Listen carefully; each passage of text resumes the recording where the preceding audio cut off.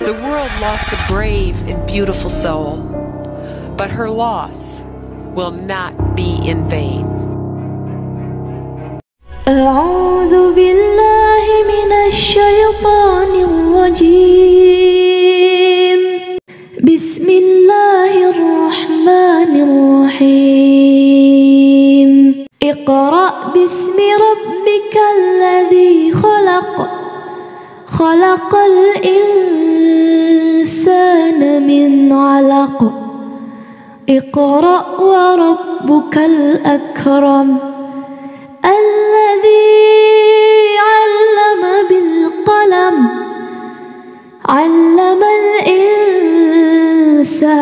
ما لم يعلم. Dia tahu ada rencana untuk membungkam dia dan kelompoknya sepenuhnya. Dia berbicara tentang hal itu, tapi apakah itu cukup untuk membuatnya takut? Tidak. Dia nyaris selamat dari upaya pembunuhan dengan menggunakan kulit giginya. Sayangnya, dia tidak begitu beruntung untuk kedua kalinya karena suaminya menderita luka cukup serius. Kisah Aminah Okufah tersebar di internet.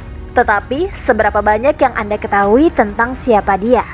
Apa perjuangannya dan dampak serta hal-hal penting dalam hidupnya yang relatif singkat, namun penuh peristiwa. Aminah Okufah lahir di kota pelabuhan bersejarah Odessa pada awal Juni 1983 dari ayah Czechnya dan ibu Polandia.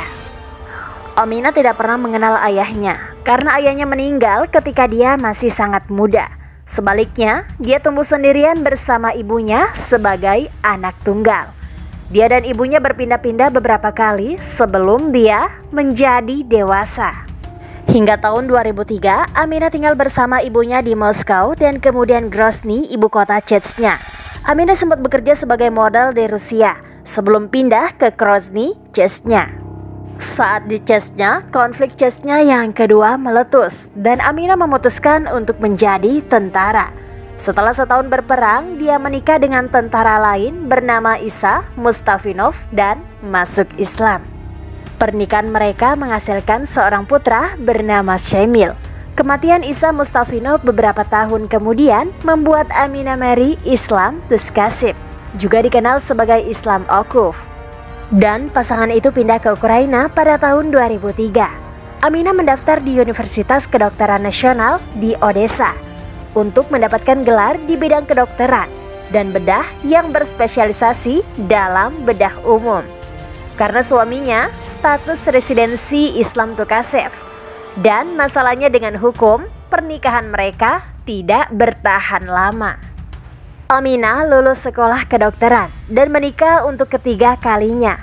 Kali ini dengan Adam Usmayev, seorang warga negara Czechnya dan pemimpin batalion Zorkar Dudaya. Batalion Zorkar Dudaya adalah batalion penjaga perdamaian yang dinamai menurut nama mantan pemimpin Czechnya. Aminah sempat bekerja magang di rumah sakit setempat sebelum mengambil aktivisme penuh waktu melawan pengaruh Rusia di Czechnya dan Ukraina. Salah satu kehebatan Aminah adalah menjadi salah satu bagian yang paling vokal dan kritis dalam protes Euromaidan. Dia memimpin sebuah kelompok aktivis yang terdiri dari para veteran yang bertempur dalam konflik Afghanistan dan juga merawat pengunjuk rasa yang terluka dalam protes Euromaidan. Melihat bahwa aktivisme tidak memberikan dampak yang cukup sesuai dengan keinginannya, dia lantas bergabung dengan Batalion Sukarelawan Kiev II dalam perang melawan perjuangan bersenjata Luhansk dan Republik Rakyat Donetsk di Ukraina Timur. Dia juga menjabat sebagai juru bicara misi penjaga perdamaian internasional Zorkar Dudayev.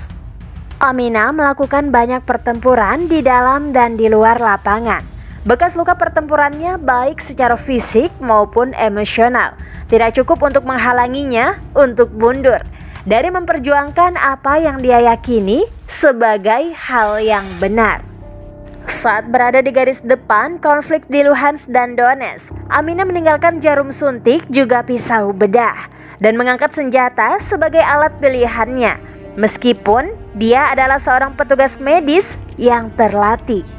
Dia bertempur dengan gagah berani bersama anggota militer dan paramiliter Ukraina lainnya dalam pertempuran Debaltseve di wilayah Luhansk pada tahun 2014, setahun sebelum konflik di wilayah Luhansk. Dan ketika Amina bertugas sebagai petugas polisi di Kementerian Dalam Negeri Ukraina, dia berkompetisi dalam pemilihan parlemen sebagai kandidat independen untuk mewakili Suvorovsky, rayon dari Odessa di Parlemen Verkhovna Rada Ukraina. Dia kalah dalam jejak pendapat pemilu dengan kurang dari 4% dari total suara yang diberikan. Dia dengan cepat berpindah dan kemudian memainkan peran penting ketika ada konflik di wilayah Donetsk dan Luhansk dimulai pada awal tahun berikutnya. Kerja keras dan aktivisme Amina berarti selalu ada target di belakangnya. Dan meskipun mengakui hal ini dalam beberapa kesempatan berbicara, dia tidak menyerah dalam aktivitasnya. Dan pada tanggal 1 Juni 2017, ancaman yang tidak terlihat atau terkadang jelas terhadap nyawanya berubah arah ketika dia dan suaminya, Adam Isbaev, menjadi sasaran upaya pembunuhan yang dilakukan penyerang yang menyamar sebagai jurnalis Perancis untuk mendapatkan akses ke rencana pembunuhan tersebut. Dan seketika dia langsung melepaskan tembakan saat melihat suaminya dipukul. Amina dengan berani mengokang senjata api yang dimilikinya dan menembakkan beberapa peluru ke arah penyerang. Upaya terhadap Amina mengikuti pola serupa yang dilakukan beberapa anggota unit lainnya, organisasi anti-teroris yang berperang melawan separatis di wilayah Donetsk dan Luhansk juga menjadi sasaran. Baik suaminya maupun penyerang dirawat di rumah sakit karena luka yang diakibatkan serangan tersebut. Namun upaya serupa yang kedua kalinya terjadi lagi yang berakibat fatal bagi Amina. Pada tanggal 30 Oktober 2017, mobil mereka diserang di perlintasan kereta api. Dia mengalami beberapa luka bersama suaminya. Suaminya selamat, tapi sayang dia tidak. Попало в голову, я сколько мог проехал, еще машина тоже куда двигатель попали, что не знаю, остановилась. Я ее пытался показать первую помощь там, но ей в голову попали. Kematian Amina adalah peristiwa menyedihkan yang menyelimuti Ukraina dan terutama untuk basisnya di Odessa. Hal ini menyebabkan efek riak yang dirasakan di seluruh dunia. Sebuah bukti atas dampak yang telah Amina buat ketika ia masih hidup. Amina menerima penghormatan dari Kongres Amerika Serikat dan negara-negara lain, dan juga organisasi di luar Ukraina. In Liberty's struggle, let her bravery in life serve as an inspiration to us all, and let the international community stand with Ukraine shoulder to shoulder. Militer Ukraina, Dewan Kota Kiev, dan Dewan Kota Dnipro telah mengambil langkah-langkah untuk mengabadikan Amina Koeva, termasuk sebuah pameran dan beberapa jalan yang diberi nama di kedua kota tersebut. Menjadi seorang mu'alaf bukanlah keputusan yang mudah. Bagi banyak orang, perjalanan ini adalah pencarian jati diri yang mendalam, penuh tantangan dan mengubah hidup.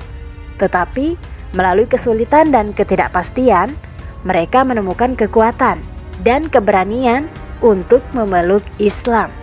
Setiap mu'alaf memiliki kisah yang unik. Mereka datang dari berbagai latar belakang budaya dan keyakinan sebelumnya. Namun, mereka semua berbagi semangat dan keinginan yang sama untuk menemukan kedamaian dan kebenaran. Melalui penutup video ini, saya ingin mengajak Anda untuk berempati dan menghormati perjalanan hidup seorang mu'alaf. Mari kita membuka pikiran dan hati kita untuk memahami pengorbanan dan pengalaman mereka dalam menemukan iman baru bagi mereka. Terima kasih atas waktu dan perhatian Anda. Semoga video ini membantu kita semua memperluas wawasan dan saling menghormati perbedaan kita. Sampai jumpa di video berikutnya. Like postingan ini jika bermanfaat. Kalau setuju tulis di komen ya. Dan jangan lupa subscribe-nya serta share ke teman kamu biar pada tahu. Wallahu a'lam bishawab. Wassalamualaikum warahmatullahi wabarakatuh.